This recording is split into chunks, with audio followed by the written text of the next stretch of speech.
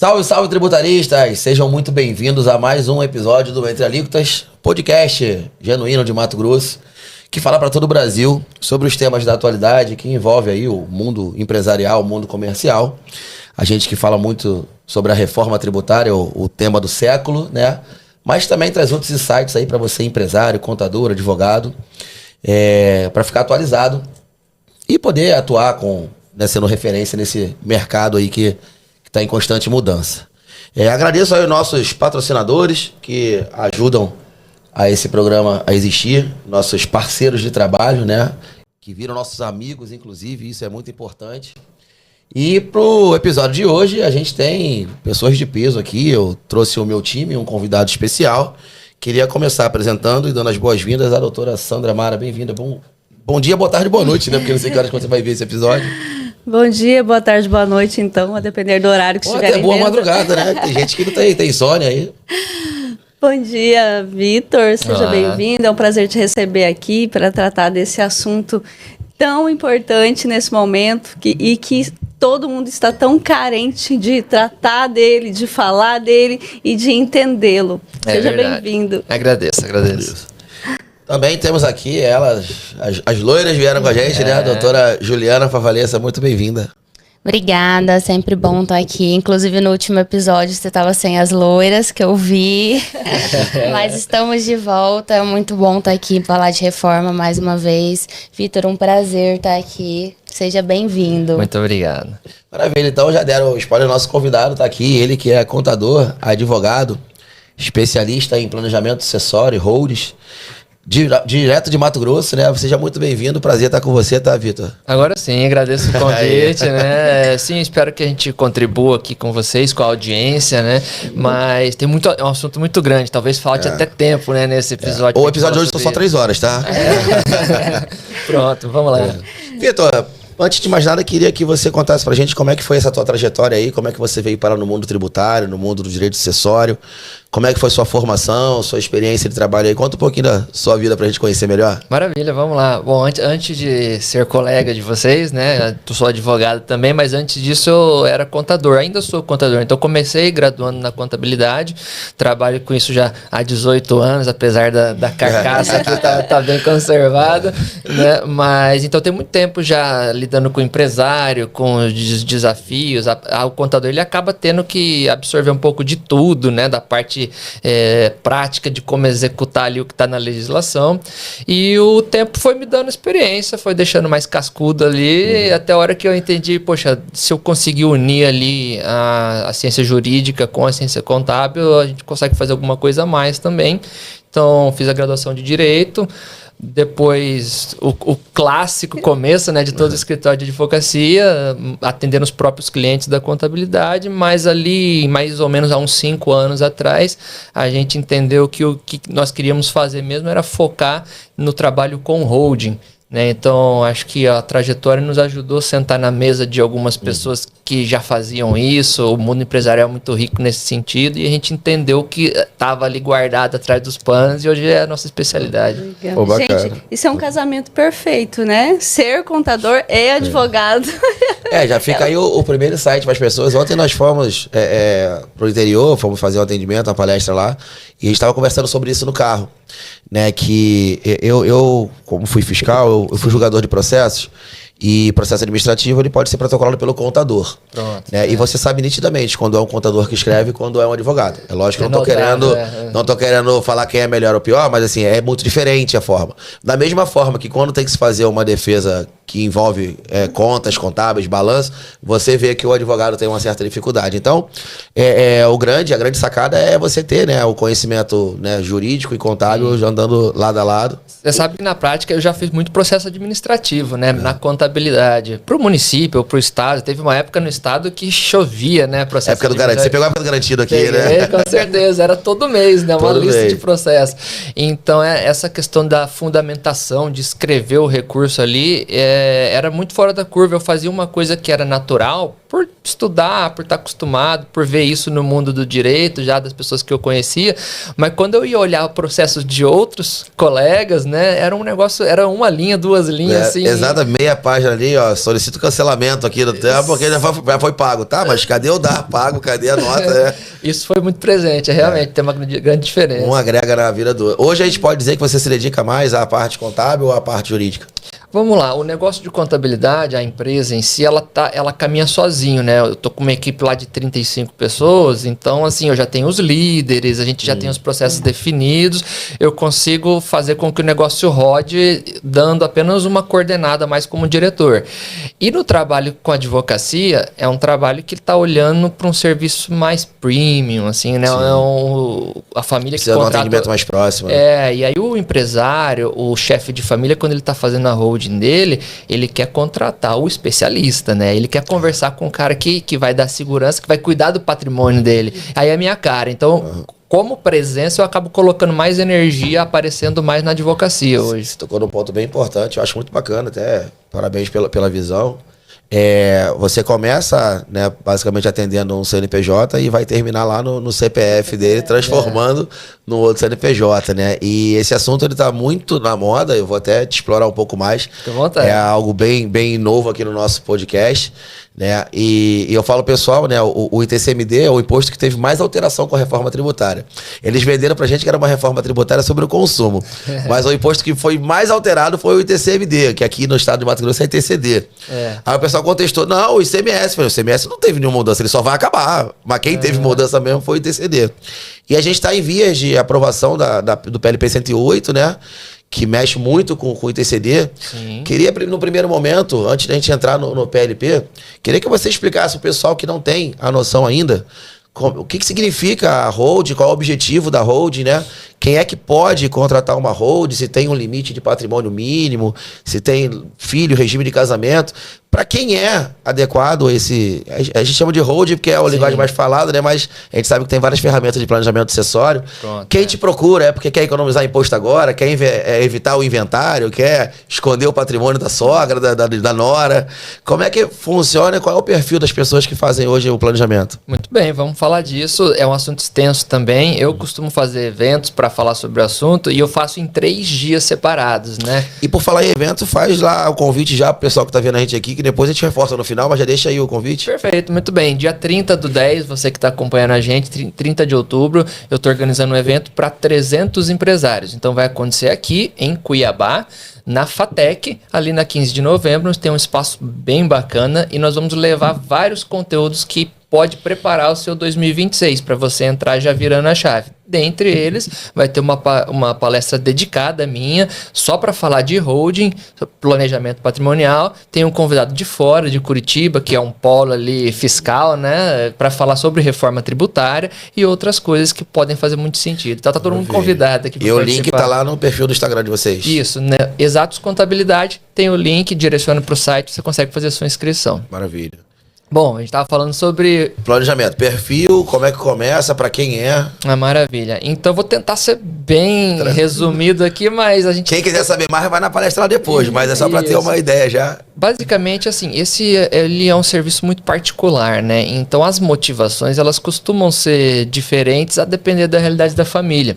Tem família que, sim, via de regra, vamos pensar no geral, né? O CPF foi lá o patriarca, a matriarca, construiu um patrimônio ao longo da vida inteira, então ele comprou imóveis, recebe aluguéis, tem uma terra aqui e outra ali. Se um dia essa pessoa vier a faltar, a regra no Brasil é que esse patrimônio todo vá para o inventário e para que os seus filhos possam simplesmente ter acesso, só para trocar o nome, né? Não é? Então esse procedimento é um procedimento burocrático, custa caro, às vezes tem famílias que precisam chegar a vender parte do patrimônio. Se desfaz ali por um valor abaixo do preço de mercado, isso, né? Para poder pagar o imposto. A burocracia, o imposto, o cartório, o advogado, tudo, tem vários interessados ali. Então uma motivação que é legítima pode ser sim, fazer uma proteção e organização do patrimônio. Então, assim, eu costumo dizer, esse mês sai até o meu livro sobre holding descomplicada, né? Opa, show de bola. Eu vou trazer aqui para vocês aqui de presente. Maravilha. E eu costumo falar que o ponto principal não é o planejamento sucessório, mas o planejamento patrimonial.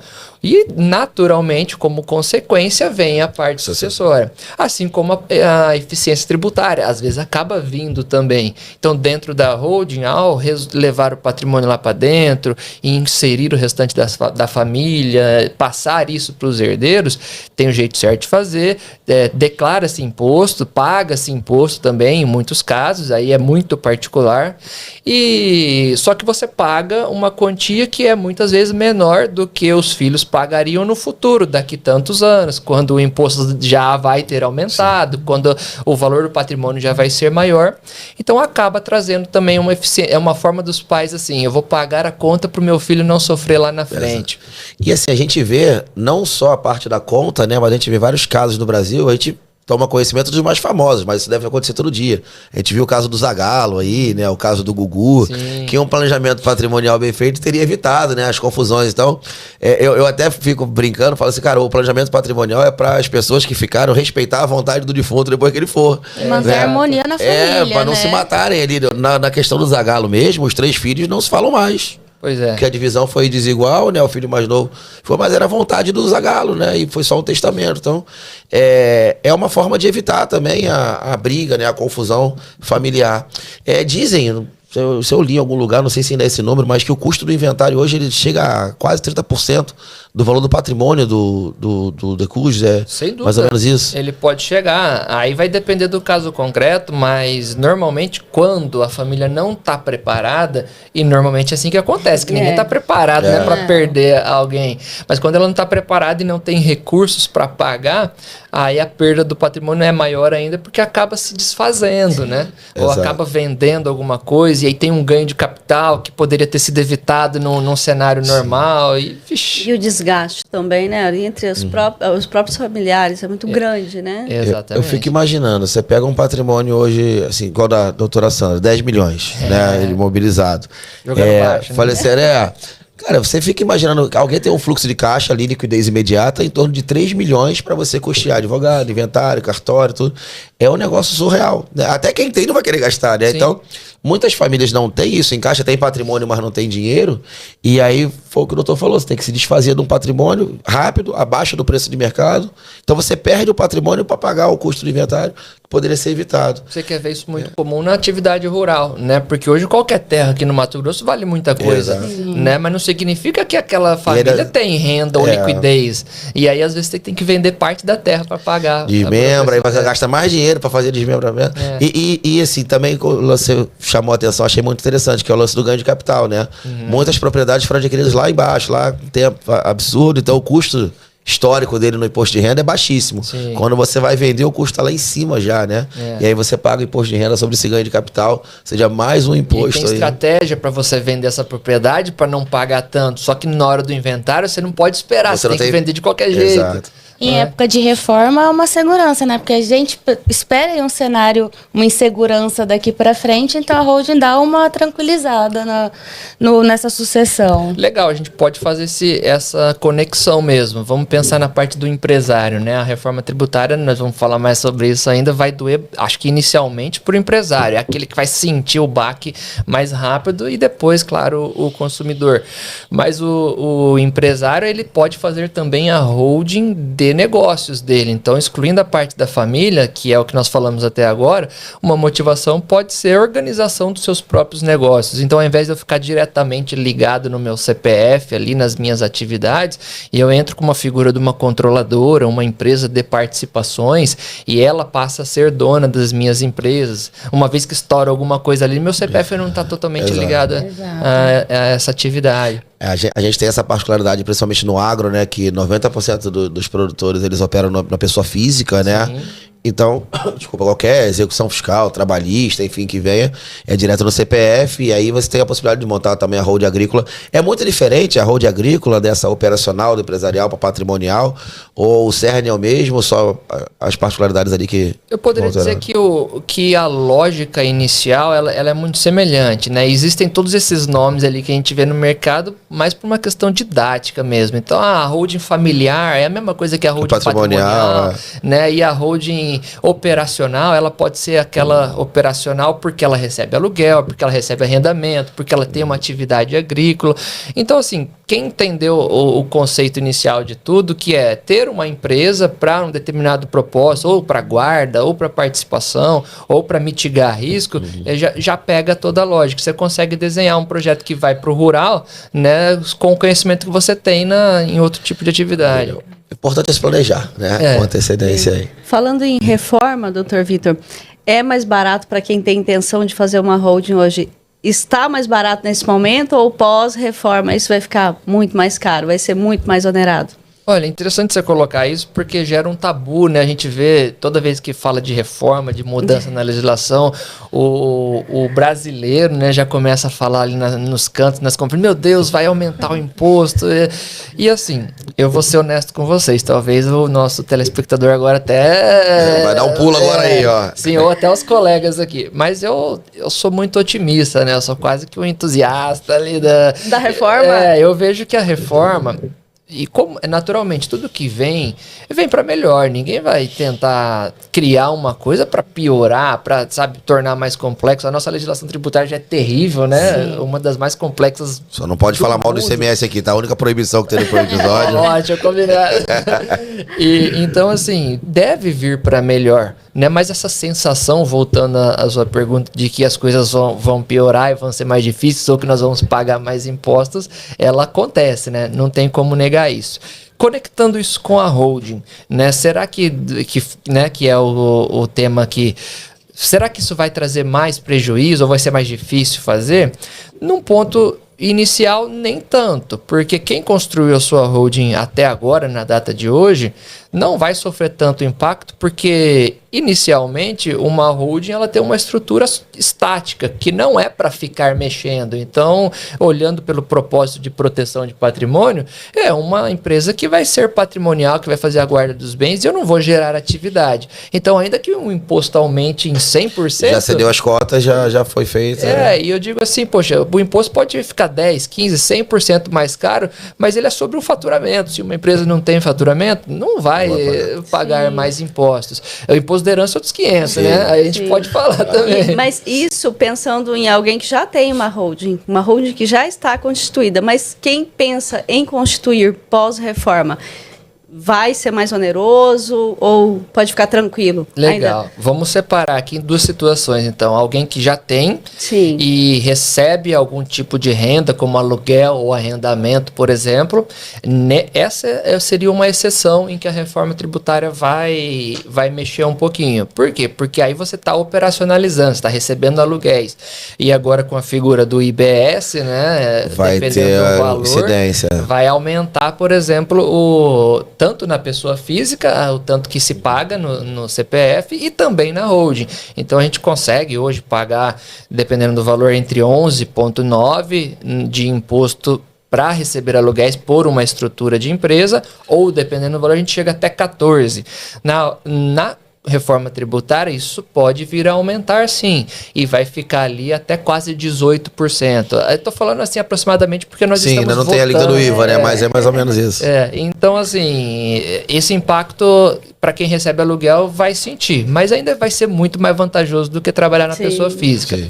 Agora, no outro contexto, que é o contexto de... Quem vai constituir pós-reforma. Tudo que é feito tem que ser feito de maneira legal, né? E não existe almoço grátis, não existe mágica, né? E você... Apesar de acharem que a gente faz mágica, né? Mas não é sempre.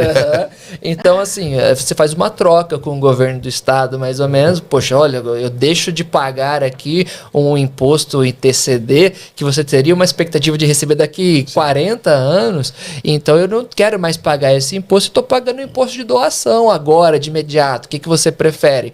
Nesse contexto, o Estado até incentivaria o contribuinte a fazer a holding, porque é melhor você receber uma grana agora, né? Me dar agora, eu não vou nem estar mais aqui no governo, né? O governador, vamos pensar assim, o secretário. Então, assim, tudo é feito declarado e muitas vezes paga-se imposto. O imposto que nós pagamos hoje é numa alíquota específica. A reforma tributária promete o aumento do imposto da herança, o imposto de doação. Sim. Então, quem fizer uma holding no futuro vai ter esse pedacinho de imposto que, ainda que seja mais barato, ele vai ser mais alto do que é na data de hoje. Então é melhor fazer agora. Sim, resumindo, Até porque ninguém sabe o dia de amanhã. Acidentes acontecem, né? É bom ter o planejamento já bem feito. Só para vocês terem uma ideia, hoje aqui no estado de Mato Grosso, a alíquota do ITCD ela varia de 2% a 8%. Porque 8% é a alíquota máxima, que determina o Senado. Mas tem um projeto, tem um projeto de resolução do Senado, 57, se não me engano, né? Que prevê a alteração dela para 16. Isso não quer dizer que o imposto vai dobrar do dia para a noite, mas uma vez os estados, né, tendo autorização para aumentar as alíquotas, eu acredito que muitos deles vão fazer, como fizeram com o ICMS agora, para manter o nível de arrecadação quando for fazer o fundo de compensação da reforma, né? Mas eu já vi várias declarações do ministro da Fazenda dizendo que 40% era um valor aceitável, porque lá na Europa é 40%, na Suíça é 40%.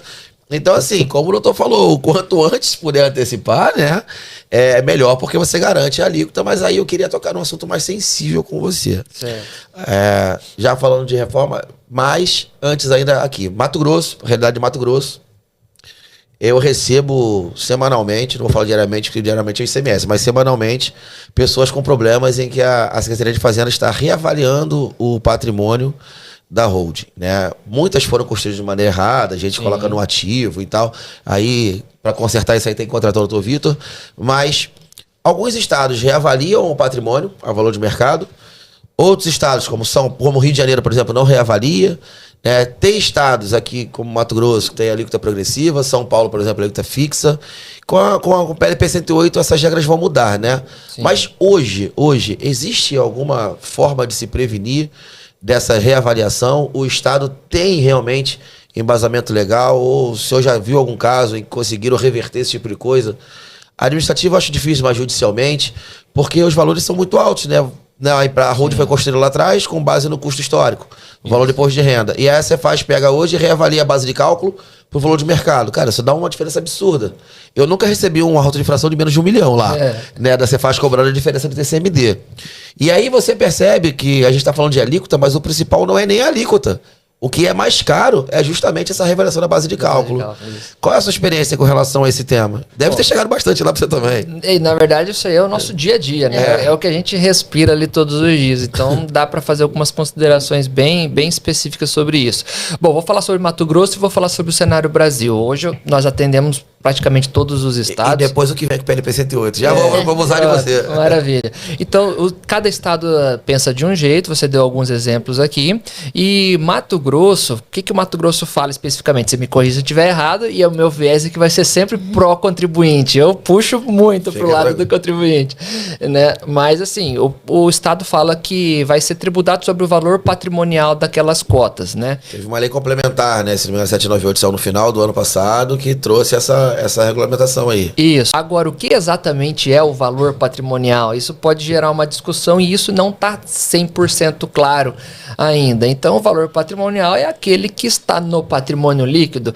Para ele estar no patrimônio líquido, vamos partir para uma bem simplista aqui. Se a contabilidade foi lá e lançou pelo valor histórico, o valor do imposto de renda, ele vai refletir no patrimônio líquido o mesmo valor. Ou seja, eu consigo defender uma tese, uma linha de defesa que o valor patrimonial das cotas é efetivamente o valor histórico, aquele mais baixo. Né? Na prática, eu já vi e já fiz, inclusive, projetos considerando esse valor e que passou, a secretaria homologou, depois que deu o carimbo lá do ITCD já era, né? Então passou dessa forma, mas de fato tem essa discussão. Eu defendo a ideia que o contribuinte ele tem razão, inclusive ele tem o direito de integralizar pelo valor histórico, né, pelo valor do imposto de renda e fazer a doação com base nesse valor. Tem alguns estados que já está deixando isso claro, ó, não aceito, o valor é o valor de mercado, e aí não está deixando essa brecha para discussão. Goiás, se não me engano, é mais rigoroso, né? O Goiás, Minas Gerais, por exemplo, não tem o que se falar, então não dá para fazer holding clássica lá em Minas Gerais. Ainda dá para mudar o domicílio para Amazonas ou não rola mais? É uma saída, é um planejamento. Saída, uma forma, é o domicílio fiscal mais vantajoso. Sim. Então, bem colocado, nós estamos no Mato Grosso em que a alíquota chega a 8%, dependendo do valor do patrimônio. Não precisa nem ir para o Amazonas, mas vamos pensar, e eu já tive caso nesse sentido, o cliente ele tem apartamento em São Paulo. Né, um dos imóveis da família é São Paulo. Então você consegue deslocar o domicílio fiscal para São Paulo, usa aquele endereço que é dele, né, faz alteração no imposto de renda, sabe? Você vai de fato transformar o domicílio dele, não é migué, né? Existe de fato ali o endereço. E aí você utiliza ali o domicílio de São Paulo para pagar 4% contra 8%. Já é uma forma de ter benefício tributário. Tem gente que leva para o Amazonas, que é 2%. Né? Então, aí começa a ficar mais complicado, é mais difícil de digerir alguém de São Paulo levar para Amazonas. E hoje em dia eu vi uma autuação foi só uma intimação da Secretaria de Fazenda lá, que o cliente trouxe pra gente, a Secretaria pegou no Google Earth, o mapa aí pegou, era um coworking, né, que as pessoas alugam pra botar domicílio, endereço fiscal lá, e ela falou assim, manda foto da casa. E agora, como é que faz? Eu falei, não faz, filho.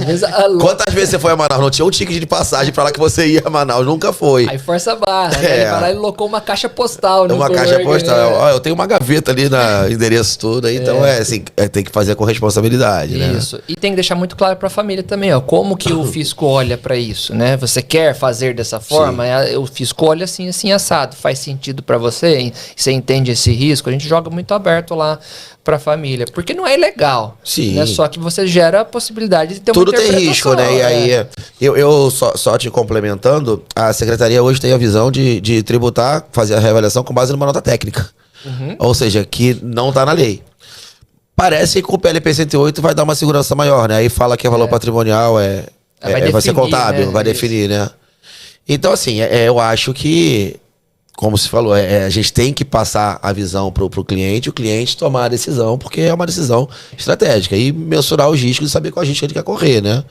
Agora, que é uma grande vantagem você fazer, é uma grande vantagem. Você vai decidir para onde você vai fazer, o quanto de economia você quer ter, né? Exatamente. E aí tem diversos outros modelos, formas de fazer a holding que a gente poderia usar para resolver essa questão do ITCMD, para reduzir esse imposto, que vai depender muito da particularidade do cliente. Imagina, vamos pensar em empresas, né, em que os filhos, eles efetivamente trabalham, né, eles já fazem parte do quadro societário, eles podem receber lucros desproporcionalmente, ir adquirindo as cotas, mas isso tem que ser de verdade, não é aquela distribuição. Tem que ter renda.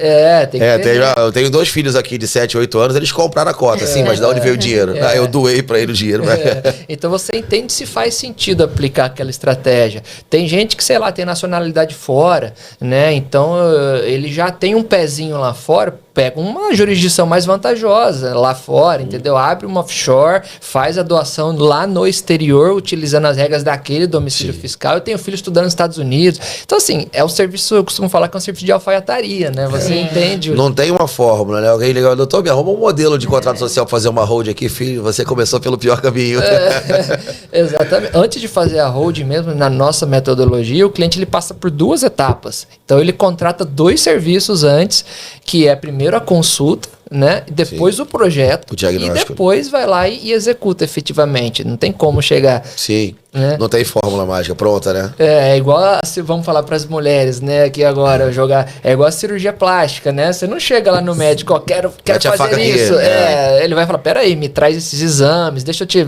Enfim, tem que fazer um plano. Cada caso tem sua particularidade, né? Mas é sempre vantajoso, desde que seja analisado com estratégia. Você sabe que... vou contar a história aqui, enquanto vocês me deixarem, eu vou falando. Eu atendi uma família, por exemplo, que ela não tinha vantagem nenhuma tributariamente falando. Inclusive, nós fizemos a conta lá, quanto que vai custar o seu inventário e quanto que vai custar a sua holding. Então, somando o projeto dela, inclusive com os nossos honorários, ficaria mais caro ela fazer o projeto dela. Mas veja, ela tinha um filho que ele era incapaz. entendeu? Então a renda dela, ela gostaria de direcionar para que o aluguel fosse todo feito para custear a saúde do filho, pagar os cuidadores. Poxa, aquilo ali era o que estava no coração, não era uma questão do dinheiro. É o que eu falo, é manter a vontade, né, do Decujos depois que ele se for. Tem gente que tem filhos fora do casamento, né? Tem uma série de particularidades. Eu já vi pessoas que procuraram a gente e falaram assim, meu patrimônio foi eu construir, eu suei aqui, eu não quero que minha nora pegue, não. Aí tem a cláusula que você coloca de comunicabilidade e tal, assim. No inventário você não tem como fazer isso. Mas com a Road você consegue deixar tudo bem arrumadinho, estruturado, né? Sim, e você pode fazer por doação? Até pode, mas custa caro, né? E depois você também não volta, né? Você não mantém o poder político da empresa, né? O controle. Então fazer isso por uma estrutura, dependendo da motivação, pode ser mais interessante. Imagina você fazer alguma coisa e depois o patriarca tem que ficar pedindo pro genro assinar. Assina aqui pra mim, porque é pra eu vender meu próprio imóvel. Sai fora. É complicado. E eu tô falando aqui do último tema da Road. O último não, que a gente vai falar um monte de coisa, mas é um tema que eu tenho bastante curiosidade, eu não acompanhei tanto. Como é que tá a situação do tema 796 do STF? Os municípios estão respeitando a imunidade? Tem alguma novidade aí? O tema 796 fala da imunidade do TBI na integralização do imóvel como capital social. Cada município interpreta de uma forma, né? Como é que tá esse cenário hoje no Brasil e em Cuiabá? Legal. Nossa audiência é uma audiência que tem muita gente técnica, né, assistindo. Então posso... a maioria de contadores, advogados. Vou precisar, então, ir para uma linha mais explicativa. E aí tem palestras sobre isso. Hoje, graças a Deus, eu tô bem posicionado nesse segmento e eu levo 1 hora para explicar só isso. Só o tema né, mas tentando... Dobra o horário aí, por favor. Tentando fazer isso mais brevemente, o que acontece? O tema 796, ele é resultado de uma família... De uma idiotice que fizeram para tocar isso aí. Pode falar à vontade. Levaram lá para dentro da empresa um patrimônio, fizeram um ajuste contábil errado, não é a clássica holding, e naquele caso em específico lá, diante daquela situação, ficou definido que deveria pagar o ITBI, né, sobre tudo que foi uma reserva de capital que ele fez, né? Tudo que era excedente ao capital deveria pagar o ITBI. O que acontece na prática? Boa parte dos municípios, e olha, eu quero aproveitar para dar os parabéns para Cuiabá, porque Cuiabá não é assim, tá? Por incrível que pareça. Então Cuiabá colocou na lei orgânica a imunidade do ITBI, a gente não costuma ter problemas aqui. Se for integralizado o capital pelo valor do imóvel, custo histórico, eles aceitam ou não cobram o ITBI? Tem aceitado, já não foi desse jeito, né? Hoje é assim e funciona muito bem, mas a grande parte dos municípios no Brasil, o que eles fazem? A hora que chega lá um contribuinte e integraliza capital com o próprio imóvel, naturalmente, o contribuinte ele quer levar pelo valor que está no imposto de renda. Então, imagina um imóvel lá que vale R$1 milhão, ele leva por 300, porque ele comprou há 10 anos atrás por 300. O município fala bem assim, opa, existe a imunidade da Constituição que eu não posso discutir, né? Então eu te dou a imunidade aqui sobre os 300. Só até 300. Que é o valor que você está dizendo que vale e que vai ser capital social. E tudo que é excedente na minha planta aqui do município, eu vejo que ele vale R$1 milhão. Então, a diferença, os 700, eu te cobro o ITBI com base no tema 796. Aí é uma aberração, entendeu? Jurídica. Distorcem pra lá, pra cá. Cada um interpreta o tema 796 da forma que ele convém, né? E assim, naturalmente, eu entendo. O município tem o âmbito de arrecadação dele, né? Ele precisa... Tá no papel dele. Só que é injusto, né? E isso vem sendo combatido muito. Então, já teve processos que foram judicializados, o contribuinte está vencendo, né, os tribunais, Tribunal de Justiça já se manifestou a favor do contribuinte, mas tem coisa contra também. E olha, por incrível que pareça, neste momento que nós estamos agora, isso voltou para o STF, né? E agora está sendo não só analisada essa questão da interpretação errada do tema 796, mas estamos indo além. Nos últimos dias, o ministro Fachin deu um voto que, na minha opinião, foi sensacional. Favorável, né? Então ele não só esclareceu o fato que essa interpretação dos municípios está errada, né? Mas ele validou uma tese que o Alexandre de Moraes, lá no tema, iniciou, que era a imunidade incondicionada. Ou seja, você tem a imunidade independente do que você faça, mesmo que a sua atividade Porque seja... não falava em valor, né? Falava em ato. Seu ato de integralização do seu imóvel com cópia do seu. E tinha uma ressalva, naturalmente, lá no 156, parágrafo 2º da Constituição, que dava uma margem de interpretação estranha, que era a ressalva da atividade imobiliária. Então, quando a empresa teria alguma atividade imobiliária no futuro, aluguel, construção, revenda, essa imunidade não era aplicada. No voto do tema 796, Alexandre de Moraes trouxe, inclusive, a tese que essa imunidade é incondicionada a qualquer tipo de atividade. E agora, esse novo voto do Fachin confirmou esse entendimento. Ele também, naturalmente, seguiu esse entendimento. O ministro Barroso também está aliado a isso. Nos próximos dias, os demais ministros vão votar. Mas a tendência é que o STF seja favorável ao contribuinte. Por incrível que pareça, assim. Quando eles julgam tecnicamente, é bom. Porque o tema é o que está na Constituição. A interpretação foi feita por cabeças de vários lugares, mas a regra é clara. Né? Só que precisa chegar alguém e falar assim, não, olha só, tá escrito isso aqui, a gente vai cumprir dessa forma, né? Você quer uma coisa que a gente vê muito na prática também, é o município condicionar essa imunidade à receita preponderante da... Não ser atividade imobiliária. Ou pior ainda, vamos lá, a inatividade. Eu te dou isso aqui desde que você não fique inativo pelos próximos... Ué, mas qual que é o problema? Onde que tá falando que não pode, que tem que movimentar? Porque senão você montou a road só para ter o benefício. Sim, mas onde tá proibido isso? Então a prefeitura vai lá e faz o que quer, né? A gente tá diante de um momento que, poxa, por incrível que pareça, acho que as coisas agora vão funcionar, e pelo menos esse assunto passa. E não é um benefício, tranquilo. É uma imunidade constitucional, né? Não tem que ser condicionado a nada. Tem gente que classifica um bombom de sonho de valsa em biscoito para pagamento, não pode fazer uma road. É verdade. Tocando nesse assunto, doutor, vamos abranger um pouquinho mais. A gente está no momento bem crítico, né? E correndo contra o relógio, digamos assim. Aí eu vou apelar mais pro lado contábil do senhor. A gente conversa com muitos empresários e tem muitos empresários que ainda não estão conscientes do que vai acontecer daqui a menos de 100 dias, né? O meu contador vai resolver isso. Aí a gente conversa com alguns contadores, atende os contadores. Não, vamos fazer um sistema pra gente apertar o botão. Aí a gente vai no pessoal do sistema, o sistema fala, tô esperando a regra de negócio vir de vocês. Então, assim, parece que tem um certo jogo de empurra, lógico, não são todos. Sim. Tem gente se capacitando, tem gente... Eu mesmo dou treinamento direto disso aí, as consultorias, mas eu acho que o ritmo, a meu ver, tá meio lento. Não sei se é a mesma impressão que o senhor tem. Tenho medo do dia 5 de janeiro dar uma parada em muitas empresas do Brasil, porque não vão conseguir emitir uma nota fiscal com destaque de IBS, CBS. Queria entender como é que tá dentro lá dos seus clientes, não precisa citar o óbvio, né? Mas o que você está vendo em termos de maturidade da reforma, nesse sentido de implementação das novas regras, se o pessoal está se capacitando, está correndo atrás, e fazer um alerta aí, o que você acha mais importante que a pessoa deve já começar. Acabou de desligar aqui no YouTube, vou correr pro meu contador, vou correr pro meu sistema, vou correr para onde? Qual seria o primeiro passo que o empresário tem que tomar a partir de agora? Muito bem colocado. E a gente às vezes até brinca, né? Nos bastidores a gente falava sobre isso, mas é trágico até, né? Se a gente for olhar do ponto de vista mais sério. Quando o senhor falou lá, o sistema, eu sou otimista, é para melhorar. Eu também acho que vai melhorar, mas a partir de 33. Até lá a gente vai ver um caos absoluto, né? Período de adaptação complicado. A madrugada sempre é mais escura, né? Antes do sol nascer. Né? Tem essa frase, eu também acredito que vai ser desse jeito.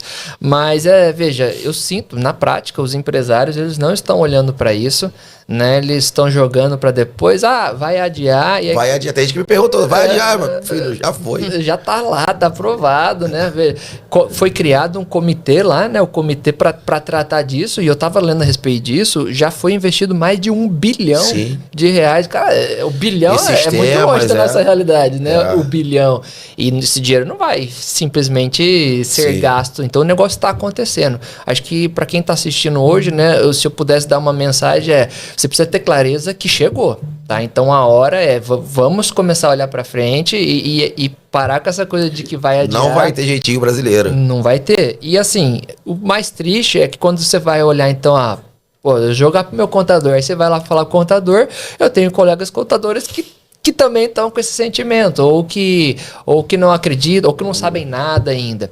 Então nós precisamos olhar, esse sentimento gera inclusive uma angústia, porque virou o ano, já era. Já era, e assim, até não é o seu caso nitidamente, que tem um posicionamento bacana, sabe se posicionar, mas o que eu mais enfrento de dúvida dos próprios contadores quando eu vou fazer a palestra, eu falo assim, olha só, professor, mas como é que eu faço? Porque o empresário quer me pagar um salário mínimo por mês. Eu tenho que cuidar de 200 empresas para poder sobreviver, né? A carteira é grande. E eu tenho que cumprir as obrigações acessórias ao longo do meu expediente. Eu vou me capacitar quando? À noite, então é um esforço extra. Aí quando você vai colocar para o empresário que o honorário vai mudar, porque é um novo sistema que está vindo somar, não vai mudar ICMS por IBS. Né? Eu vou ter um trabalho a mais, eu vou ter que contratar mais pessoas, sistemas, e eu tenho que me capacitar. E o empresário não consegue enxergar esse valor. Você enfrenta esse tipo de dificuldade? Tem alguma dica para o contador que quer se posicionar melhor? Porque, de fato, eu acho que é muito nítido. É um novo serviço, você tem que cobrar mais por esse serviço. Né? É óbvio que isso pode gerar uma inflação, um efeito cascata. O empresário paga mais, aí repassa por preço, enfim, o custo dele aumenta com serviços. Mas o serviço contábil, eu até falo isso nas palestras, o contador vai ser protagonista da reforma. Se ele não for valorizado agora, nunca mais vai ser na vida, né? Nós estamos diante de um momento em que vai ser divisor de águas para a classe, né? Vamos olhar para essa classe de contabilidade, então. Tem dois caminhos ali. Ele pode lamentar, né? Ou ele se aposenta, ou ele se aposenta, ele vende a carteira de clientes para terceiro, e na prática, honestamente, acontece. A gente está vendo isso acontecer. Eu tenho colegas que já compraram carteiras esse ano. Só fazer um adendo? Sim. Tem gente no fisco fazendo isso.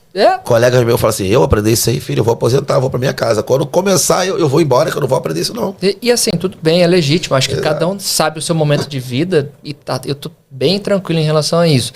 Mas é um momento que você passa uma régua e tem a chance, por exemplo, do acadêmico que está formando agora e acabou de tirar a carteirinha dele lá do CRC, né? Ele tá igual ao todo mundo partindo do zero ali. De 20 anos atrás. Então, né, para termos de concorrência, nós estamos num momento sensacional. E aí tem também aquela frase que é clichê, né? Que enquanto alguns choram, outros vendem lenço. E eu penso que é um momento de grande oportunidade.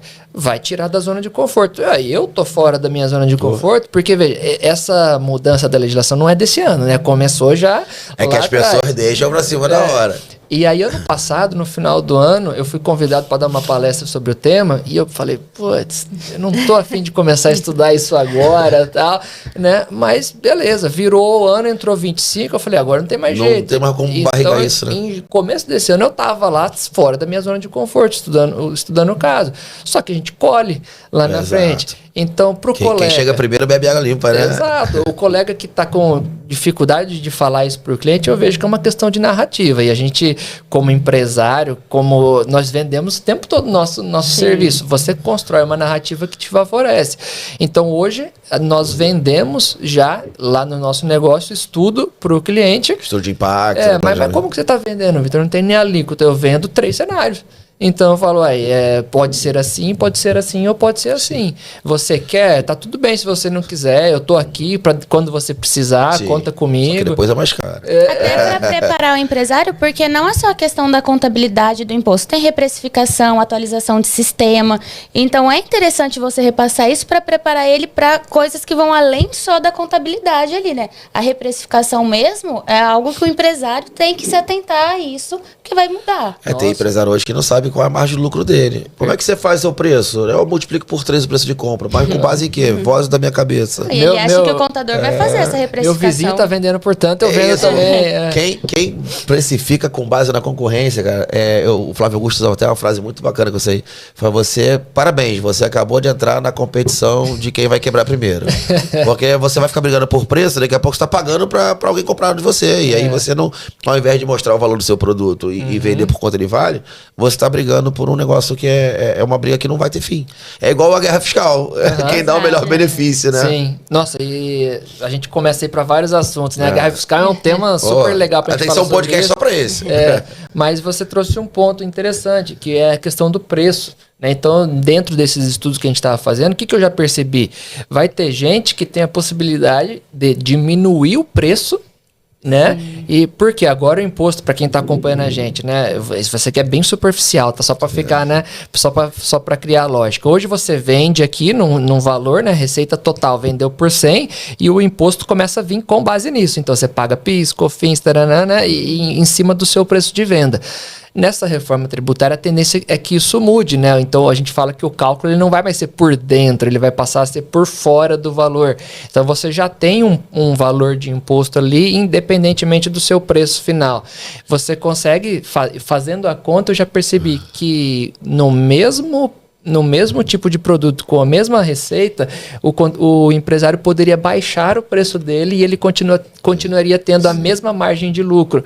Ou seja, se o empresário estiver ligado para isso, ele vai conseguir vender mais, ele pensando ganha no na comércio. Competitividade, né? Porque quem souber precificar, consegue reduzir sua margem e manter o faturamento. Eu até costumo falar que em muitos casos, principalmente no B2B ali, o desembolso vai ser maior, né? Porque você vai ter um preço mais o imposto por fora, mais o IVA. Porém, o custo é menor, porque você também vai ter um crédito, né? Por causa da não cumulatividade plena, né? E a gente está chutando aqui. Eu trabalho sempre com a lista de 28.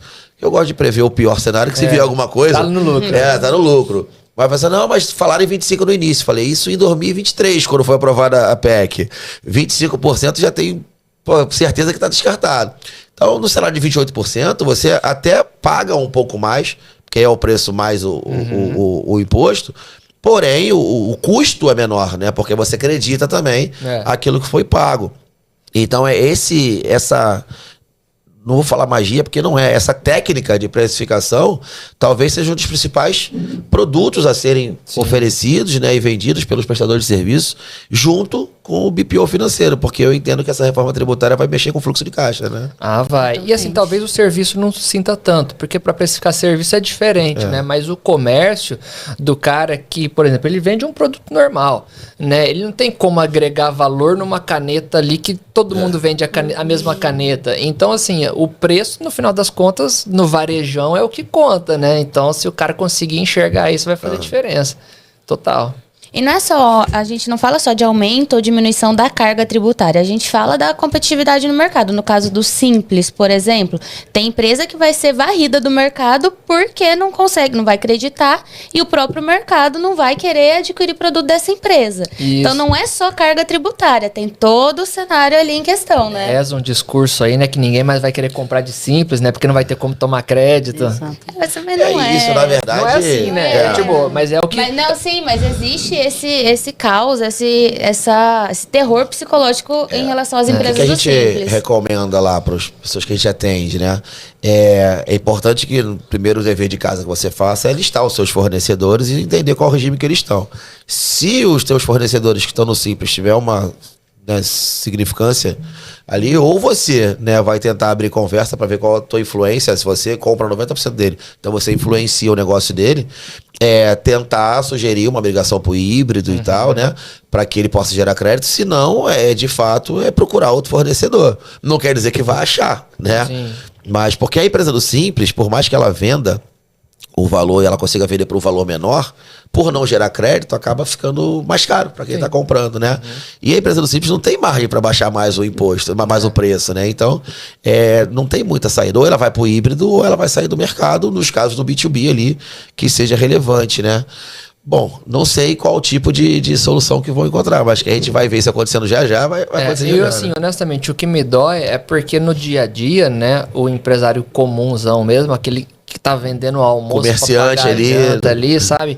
Ele não para olhar para isso, entendeu? Ele só quer pagar o próximo boleto. Isso que é dolorido, né? Ele não tem nem tempo, né, para isso. Ele precisa cuidar do negócio. Tem que ter alguém para fazer esse estudo, esse planejamento e... É claro, assim, se a gente for pensar num viés mais motivador, cada um, né, tem a sua cruz ali, para você crescer você tem que encará-las, mas é difícil colocar isso na cabeça de alguém que não expandiu a mente ainda. A gente brinca, mas brinca de maneira séria, né? Existe uma diferença muito nítida, né? Quem é empresário e quem é o comerciante, né? Às vezes ele tem o nome de empresário, mas o cara tá 100% ligado ao operacional dele ali. Ele não consegue enxergar por trás da bolha, por trás do balcão. Né? E, de fato, às vezes ele não tem tempo. É o cara que acorda, às vezes, de madrugada para receber um produto, para revirar o freezer, trazer cerveja gelada de baixo para cima. Ele não consegue pensar e ele terceiriza para um contador. Só que esse camarada também ele não quer pagar um contador pelo preço que vale. Então ele acaba, né, um finge que paga, outro finge que trabalha, fica desassistido. Mas alguém vai aparecer vendendo lenço. Aí entra o papel da consultoria, entra as recuperações tributárias, entra as auditorias, para poder fechar esses gaps aí que vão ficando pelo meio do caminho, né? Não sei se o doutor também trabalha com recuperação tributária, faz esse tipo de análise, auditoria. Eu falo isso lá na minha equipe de onboard, né? Hoje a gente tem uma equipe para fazer o onboard do cliente novo. Quando ele entra, né? Então vai ter um momento ali para ele conhecer a nossa estrutura. E eu falo para eles que o cliente ele precisa levantar a mão primeiro para nós, independente do que for, né? Então tem lá um slide que a gente mostra assim a nossa contabilidade no meio e em volta as soluções. Aí lá, por exemplo, registro de marca, né? Eu não faço registro de marca na contabilidade, mas eu tenho alguém que faz para mim. Certificado digital, isso aí. Holding, eu não faço holding pela contabilidade, mas tem a nossa empresa. O braço. E aí recuperação de crédito é a mesma coisa. Lá a gente não tem braço assim para fazer na qualidade que nós gostaríamos de fazer, porque esse é um trabalho que é um trabalho bem... Tem muito aventureiro no mercado para fazer direito, né? Infelizmente. Para fazer direito. E acaba queimando muita reserva de mercado, né? Eu mesmo já recebi lá, assim, pessoas fazendo recuperação em cima dos meus clientes e depois estourou tudo. Não precisa falar o nome não, que eu sei quem é. E aí, sempre ele. E aí, por exemplo, a gente tem lá também recuperação de crédito, né? Mas não sou eu que faço. Aí eu vou lá e direciono para um parceiro. Aqui a gente chama do ecossistema, né? Esse ecossistema ele tem que funcionar. A gente, principalmente na área tributária, contábil, a gente tem vários serviços interligados. E funciona muito. Inclusive, muita gente tem... as rixas, quando... Agora tá acabando, né? O contador fala que o advogado ele é intruso, o advogado fala que o contador errou. Enfim, gente, isso é um casamento, não é briga, não. É parceria. E um dos grandes segredos para você ganhar dinheiro, nós estamos falando da linguagem clara agora, para você ganhar dinheiro na área tributária, é a grande parceria com o contador, com o advogado, com o gerente de banco, com imobiliária, enfim. A gente tem que construir pontes, né? Não derrubar elas. A recuperação de crédito é um serviço válido que agrega a empresa, né? Sim, não é, todo mundo ganha. Milagre que foi pregado lá atrás. Não, é um serviço válido e vai. E agora em época de reforma, inclusive, é onde o empresário ele pode levantar um valor para investir em atualização de sistema, para reforma e tudo mais. Inclusive, a tese do século, né? Do PIS e COFINS sobre a base de cálculo foi explorada até o limite, né? Já entrou ST, tá entrando de FAO, agora tudo que fala ICMS. Assim, eu falaria assim pro empresário, você tem só até mais ano que vem, se você não pegou esses créditos ali, depois acaba o PIS e COFINS e já era, né? Com a reforma. Vai ladeira abaixo. Eu postei essa da reforma da recuperação de crédito, porque é uma das formas, como a Juliana falou, de gerar fluxo de caixa para as empresas, trazer dinheiro para o caixa. Porque, pelo que a gente tem visto e dando uma lida por aí, quando entrar, e a promessa deles é que em 2027 entre o split payment em ação, né? O que eu não acho que seja difícil não, porque isso já acontece no dia a dia, no Uber, no iFood, só vão interligar também com o documento fiscal. A robotização já existe, já IA, imagina o que não vai ser lá em 27, né? Vai interligar ali mais um dado e vai funcionar, e aí acontece que vai deixar de existir aquele dinheiro do governo que fica circulando na DRE da empresa, né? Então tem empresário que vai chegar no dia e fala assim, mas cadê a minha receita? Eu falei, aqui a receita não era sua. A receita era do Estado. O que é do Estado, o Estado pegou no momento certo lá dele. Então uma forma de gerar fluxo de caixa para as empresas que compram a prazo, vendem à vista, né, o crédito vai ser condicionado ao pagamento. Então se você comprou a prazo, não pagaram lá ainda, não tem crédito. Mas tu vende amanhã o produto, então já tem que, né, o destaque do IBS e já é por split. Você vê dessa forma, tem uma outra saída desse plano já para isso, porque para mim o que vai quebrar as empresas vai ser fluxo de caixa. Nós estamos com uma Selic de 15% ao ano. O dinheiro tá caro, né? E veja, nós já vimos essa história, né? A 2020 ali, a última grande mudança, o impacto que foi a pandemia no mundo, né? As empresas quebraram por fluxo de caixa, porque elas não conseguiram suportar ali tantos meses sem entrada de dinheiro. E pode sim, eu acho que é uma leitura que faz total sentido. Porque você vai deixar, né? Você trabalha certo tempo ali, pelo menos 30 dias você trabalha ali com o dinheiro do governo para pagar suas contas. Mas essa questão do split payment, para quem tá vendo a gente, eu costumo deixar uma sugestão assim parecida com o que a gente vê nos Estados Unidos, né? Quem já foi para os Estados Unidos, você vai lá pagar. Não é bem assim, mas é algo para ficar mais próximo da realidade. Você vai lá pagar no caixa lá, vem lá $9 plus taxes, né? Aí e pouco lá, é mais ou menos isso que vai acontecer. A etiquetinha, você lembra aquela etiquetinha pendurada lá no Pateta, lá na Disney?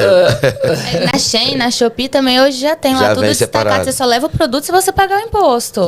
Assim, para o empresário organizado, até que talvez funcione bem. O duro é para quem já não paga imposto. Que é a maioria. Né? O cara que tá sonegando. O pessoal que vive do refis. Aí vai ser difícil. Porque aí a mudança vai ser muito grande, né? Não é só o valor, é o que ele não paga, né? É uma mudança cultural, né? Tem gente que ainda hoje usa a prática de comprar sem nota porque compra mais barato.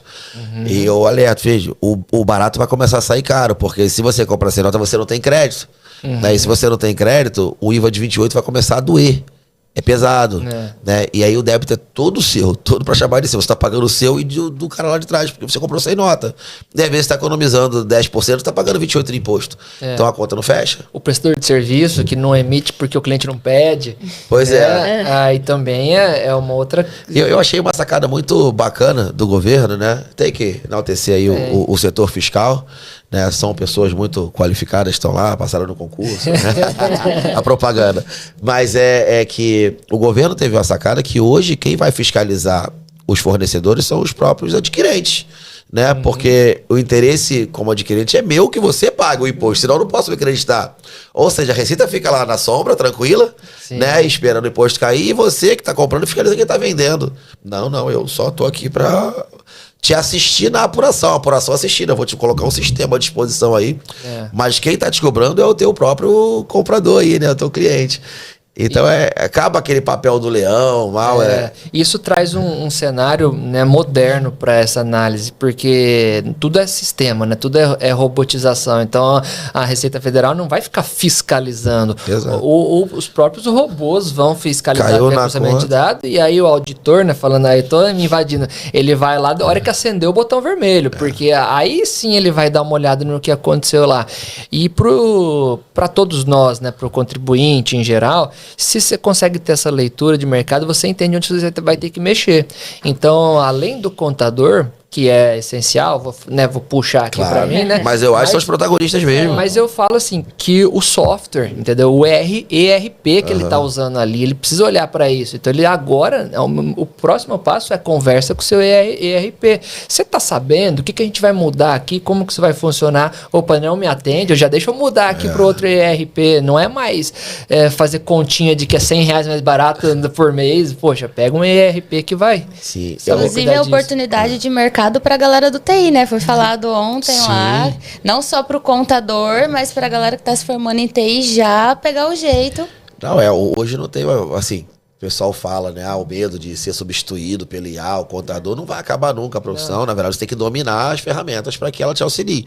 E não tem como você viver na contabilidade do mundo tributário sem essas ferramentas. Hoje em dia, você fazer uma recuperação, planejamento, né, você otimiza muito o seu trabalho. Hoje em dia, até, né, montou a nossa lá, até a transação tributária a gente está fazendo por IA, para fazer os cálculos, percentual, simulação de cenário e tudo. Não sei se já estou na estadual, mas a estadual é bem diferente da federal aqui, né? A estadual ele não te dá o cálculo, não tem como você simular, não tem Capag. Então a gente tem que fazer uns cálculos nossos artesanais, né? E aí a IA já está ajudando nesse sentido. Mas assim, são vários produtos que tem e que a gente tem que saber conciliar, né, desde a gestão de passivo, recuperação de ativo, porque o caixa vai ser enforcado em determinado momento. Para 2026, qual é a expectativa aqui que o cliente tem que atentar de imediato agora? Você falou do RP, acho válido demais. A questão do planejamento sucessório, né? PLP é publicado esse ano aí no 108, né? Eu acredito que sai. A gente já tem mudança no TCMD, né? Apesar de ter que alterar as leis estaduais. Mas tem mais alguma coisa que chamaria a atenção, assim, para o empresário ter que ficar de olho, o contador, uma oportunidade de serviço?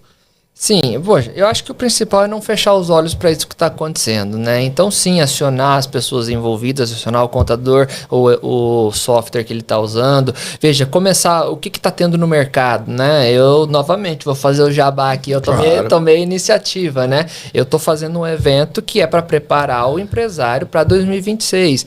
Então, participar de um ambiente como esse, pô, vai deixar o empresário de alguma forma mais preparado para isso, né? As mudanças, elas só vão piorar. Mas assim, por um lado, vamos dar um conforto aqui. Vamos, né? Eu gosto de fazer terror, né? E em 2026 é um ano de adaptação. Né? Então é o ano para errar mesmo, né? Falando de reforma tributária, as contabilidades começam a fazer declaração, começa a transmitir, começa a gerar DARF, só que o DARF lá não é no valor verdadeiro, né? A base de cálculo vai ser reduzida do imposto, então vai ficar menos que 1%, vai ter um DARFzinho de R$5, de R$10, é para testar, né? Então o empresário não precisa ter medo. Chama de calibragem, né? Vamos fazer uma calibragem aqui e ver como é que vai ficar esse negócio. Agora é para errar, não vai ter penalidade, mas poxa, não usa isso como muleta para deixar para 27, sim. Usa isso que é justamente para deixar a sua empresa redondinha. Eu iria para essa linha, né? Tentar usar o ano de 2026 para sair na frente, porque às vezes isso pode ser a saída para o sucesso do cara. Eu entendo que 2026 vai ser o ano de teste, 2027 vamos ter impactos mais severos, até porque a parte federal da reforma já entra 100% em vigor, né? 2027, é imposto seletivo, a CBS, split, e aí eu acho que em 2028 a gente acaba sofrendo as consequências aí de quem não se planejou. 2028, infelizmente, é ruim falar isso aqui, mas é a realidade, infelizmente muitas empresas vão fechar. Principalmente as que não estão assistindo o podcast. E dentro dessa linha aqui, vou complementar aqui que você falou, o que mais que o empresário tem que olhar? Uma leitura aí é particular, tá? Sou eu que estou vendo dessa forma. O ICMS vai desaparecer, né, ao longo desses próximos anos. E nós sabemos que o ICMS é a galinha dos ovos de ouro do Estado, né? A maior fonte de arrecadação do Estado é o próprio ICMS. Então, o que deve acontecer? O Estado vai lá, opa, eu preciso arrecadar num outro tributo de minha competência. E aí cai novamente no que você estava falando. Onde que nós temos imposto de herança. Exato. Né? Isso deve aumentar. Pausa rápida, vai lá. Ai, preciso continuar. Dá licença. Vai, vamos continuar com o assunto aqui. Água demais. Antes que eu esqueça. Justamente, eu converso bastante com as pessoas do fisco, né, os amigos que estão lá dentro, e o ICMS é a maior fonte de arrecadação do Estado. Até 2032 vai acabar. Junto com ele também, outro ponto de alerta, os benefícios fiscais também vão acabar. Tem empresa que vive de benefício fiscal. Tem que começar a se replanejar, utilizar o fundo de compensação quando for devido, né? E o Estado, até o incentivo para fiscalização muda. Porque, né, o IBS ele vai ser destinado aonde está o destino final. Então, se eu tenho uma indústria aqui em Mato Grosso que ela só vende para fora do Estado, qual o incentivo de você mandar o auditor fiscal aqui da Cefaz, que ganha 40 mil por mês, e ir lá fiscalizar ela, né?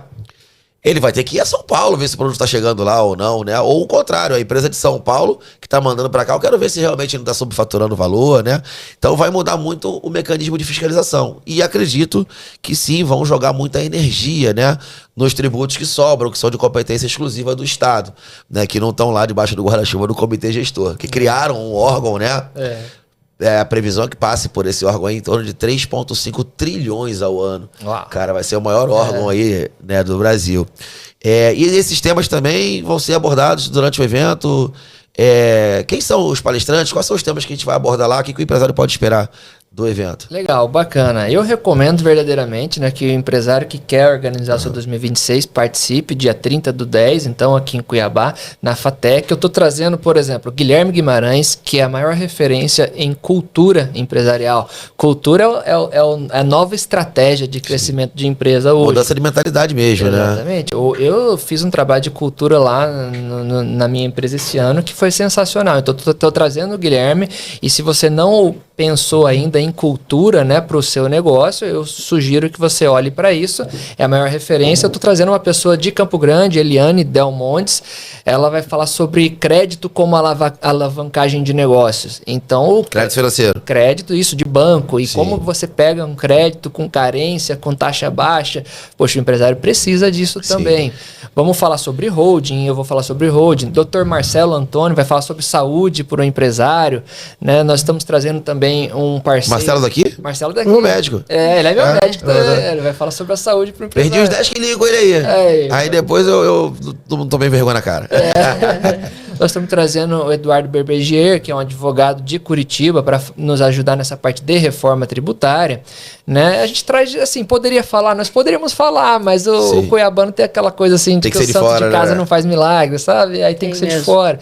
Então tem muito conteúdo interessante, eu recomendo. Bem completo para o empresário, né? Isso. Fora tudo isso, né, o networking, né, a troca de dores, de experiência, né? Às vezes você vive um negócio, você tem uma sacada, o cara do teu lado também tem um negócio que não necessariamente é teu concorrente, ele é no teu segmento, mas ele está em outra praça, o produto, né, tem públicos diferentes. Então eu acho que esses eventos presenciais eles ganham muito por causa desse network, desse convívio. E foi o que você falou, eu acho que nesse primeiro momento, se fosse falar o que é mais importante, eu nem ia falar que você tem que ler a Lei Complementar 214. E eu te falo que eu imprimi ela, tá? Eu tenho um calhamaço desse, eu gosto mesmo, eu pinto de amarelo e tal. Eu ainda sou desses. Mas eu ia falar que o primeiro passo, a primeira atitude que você tem que tomar a partir de agora é a mudança de mentalidade.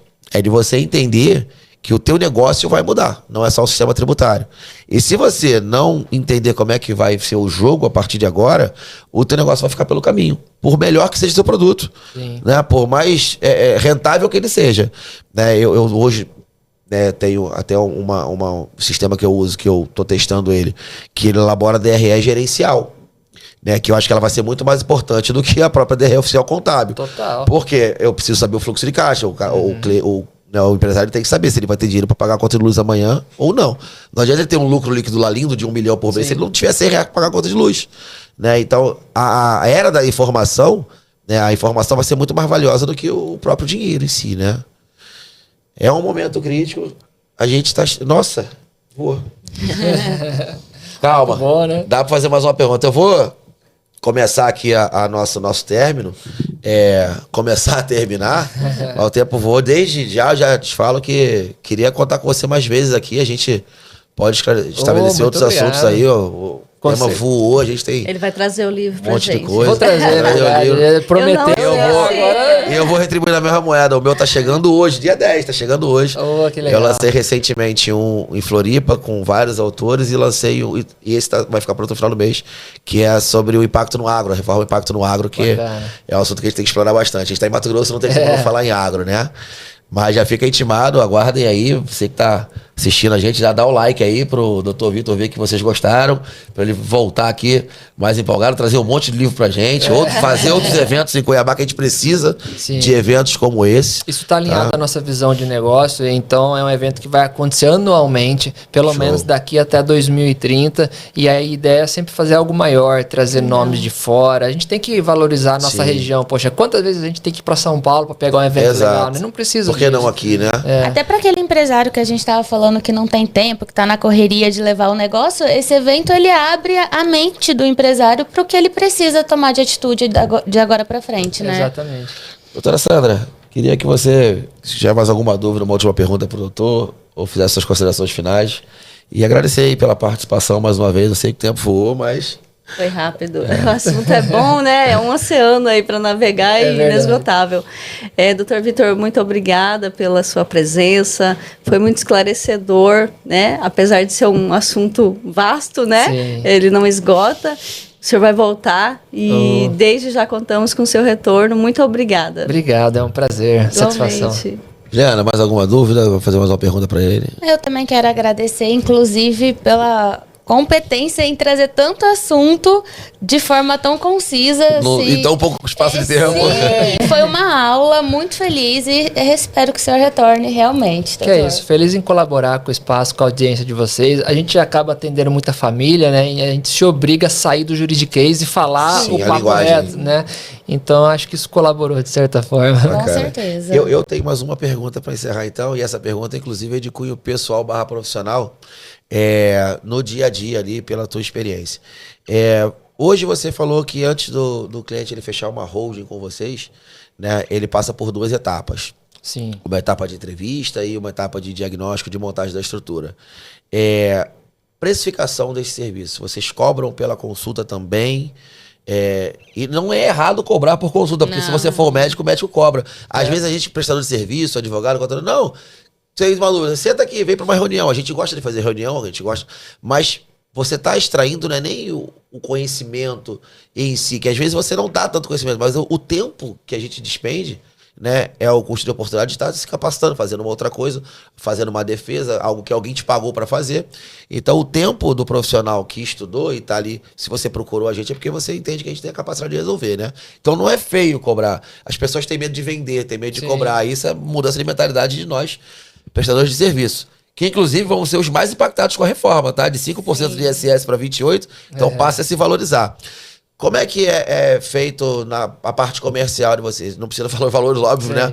Mas é cobrado uma consulta, é por hora, é cobrado um projeto inicial e esses valores são abatidos do preço final da hold ou é um outro procedimento? Perfeito. Tá. Você falou tudo aqui, acho que faz sentido isso e o nosso tempo é o mesmo, né? Todo mundo tem as mesmas 24 horas, então ainda mais hoje... Pelo menos lá, a minha empresa, a minha cara, hoje nós temos um posicionamento no digital que já é relevante. Então tem gente o tempo todo levantando a mão. Se eu ficar atendendo todo mundo, eu só faço... Você não faz mais nada. Exatamente. Então, naturalmente, sim, esse primeiro contato, ele é um contato remunerado. Nós chamamos de sessão de viabilidade. Então, como o próprio nome sugere, é um momento para entender se para aquele caso ali é viável uma holding ou não. Sim. Então, o nosso trabalho é específico com holding. A gente já chegou num ponto que eu não quero nem fazer meu consumidor mais, eu dou para um colega, né? Então, o ponto principal é viável ou não é? Outra solução jurídica seria mais interessante. É viável. Se a pessoa não está pronta ainda para ser atendida, eu tenho um monte de conteúdo gratuito, eu faço evento gratuito, então ela pode se informar por ali para não prejudicar. Pô, você só atende quem paga para você. Não. Você, quem tem maturidade para contratar o serviço naquele momento e se encaixa no perfil que está precisando. Exatamente. Se você ainda não tem, consome meu conteúdo, é de graça. Pô. Você vai aprender e você decide. Então a gente faz esse primeiro momento, que é a sessão de viabilidade. Na própria sessão, nós entendemos se é viável, se aquele é um caminho certo. Aí eu faço oferta para ele contratar o projeto. O projeto é o que vai trazer clareza para a família ali em números. Então, o que a holding te entrega? Quanto que custa seu inventário? Eu vou fazer o modelo A, modelo B, modelo C, modelo D. Então, isso vai custar tanto. Despachante, imposto, cartório, aí te coloca tudo no papel. O cenário ali, qual vai ser? E aí o cliente, depois de receber essa apresentação, esse projeto, ele fala, faz sentido para mim vir aqui. Eu quero executar esse projeto. Portanto, que o honorário de cada ali é diferente também do que ele for escolher. Sim, maravilha. Aí você vai aprendendo na prática também, a gente que opera com transação. Aliás, você falou que o consumidor você terceiriza para parceiro e tal. Se tiver algo tributário muito específico do Estado, pode terceirizar pra gente que a gente faz parceria também, com certeza, dependendo da bucha eu não quero não, eu vou mandar pra vocês. Né? E eu ia dar o exemplo da transação mesmo, nessa questão das simulações, a gente às vezes gasta mais tempo fazendo essa simulação do que, no caso da transação, do que tem de desconto. Inclusive, prazo adiado na transação federal vai até 30 de janeiro de 2026, com débitos inscritos até 2 de julho. Dá tempo de procurar. Galera que tá com dívida fiscal federal. E aí, às vezes as pessoas vão, também tá valendo. Né, te procuram, aí você vai lá, entra no site, vê que paga, levanta a dívida, faz simulação, vê quanto vai pagar, e fala, obrigado. Obrigado. Sim, um abraço, né? E até montar o relatório, tudo às vezes demanda mais trabalho do que finalizar que apertar o botão final. Beleza. Doutor, então vou te agradecer. Hoje nós recebemos aqui o doutor Vitor, contador, advogado, especialista em planejamento sucessório, cara da reforma tributária, organizando um evento super bacana para os empresários aí. Foi uma satisfação muito grande te conhecer, tá? Espero que a gente converse muitas e muitas vezes. O espaço aqui tá aberto, é pra gente mesmo. Como você falou, a gente gera conteúdo de forma gratuita também. Né? Nem tudo é cobrado. A gente entende que a informação, a educação, ela muda a vida das pessoas. Então essa é a nossa intenção aqui, tá? Fique à vontade para fazer essas considerações finais, se despedir. E te agradeço de coração aí pela participação. Que é isso, eu que agradeço o espaço, senti o carinho de vocês aqui, então é recíproco também. E eu vou voltar sim. Assim que tiver a oportunidade, a gente volta. Obrigado aí pelo convite. Um grande abraço para vocês e para todo você que está acompanhando. Beleza, galera. A gente fica por aqui. Dá um like aí, compartilha. Manda para quem você quiser. Isso aí. Amigo, tio. E até semana que vem com o nosso próximo episódio. Forte abraço.